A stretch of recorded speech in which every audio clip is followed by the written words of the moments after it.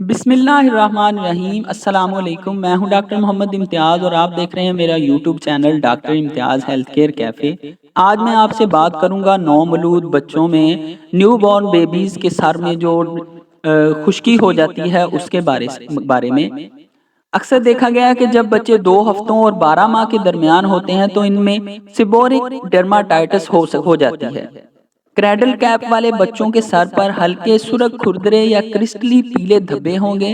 یہ چہرے یا ڈائپر والے حصے سے بھی شروع ہو سکتے ہیں اور جسم کے دوسرے حصوں میں پھیل سکتے ہیں۔ کرنا آپ نے کچھ یوں ہے کہ اپنے بچے کے بالوں کو دن میں ایک بار ہلکے بیبی شیمپو سے دھونا ہے۔ نرم برش یا ٹوتھ برش سے سکیلز کو آہستہ سے ہٹانا ہے۔ اگر سکیلز آسانی سے ڈھیلے، آسانی سے نرم، سافٹ نہیں ہو پا رہے تو اپنے بچے کے سر میں تھوڑی مقدار میں منرل آئل یا پیٹرولیم جیلی لگائیں۔ اگر ضرورت ہو تو تیل کو چند منٹوں سے لے کر کئی گھنٹوں تک رہنے دیں، پھر سکیلز کو دور کرنے کے لیے نرم برش یا ٹوتھ برش کا استعمال کریں۔ اپنے بچوں کے بالوں کو معمول کے مطابق شیمپو کریں۔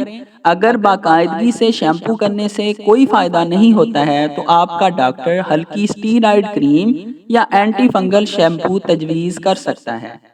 ڈاکٹر سے چیک اپ کے بغیر اوور دی کاؤنٹر اسٹیرائڈ یا اینٹی فنگل کریم کا استعمال یا کسی شیمپو کا استعمال ہرگز نہ کریں۔ خوش رہیں، خوشیاں بانٹیں، اپنا اور دوسروں کا خیال رکھیے۔ اللہ حافظ۔